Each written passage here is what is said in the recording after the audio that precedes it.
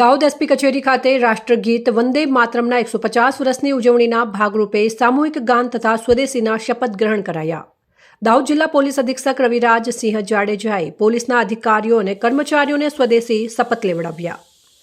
રાષ્ટ્રીય સ્વતંત્રતા દરમિયાન રાષ્ટ્રગીત વંદે માતરમના માધ્યમથી સમગ્ર સ્વતંત્રતા ચળવળ એક તાંતણે બંધાઈ હતી અને એક નવી ઊંચાઈ હાંસલ કરી હતી.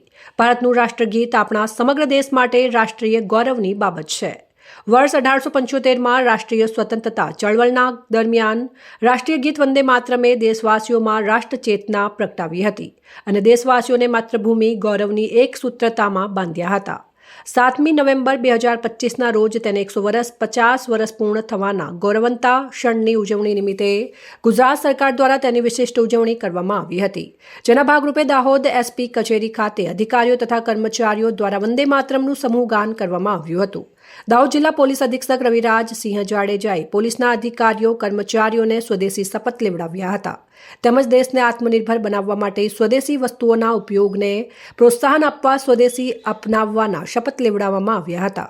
આ દરમિયાન જિલ્લા પોલીસ વિભાગના અધિકારીઓ કર્મચારીઓ ઉપસ્થિત રહ્યા હતા.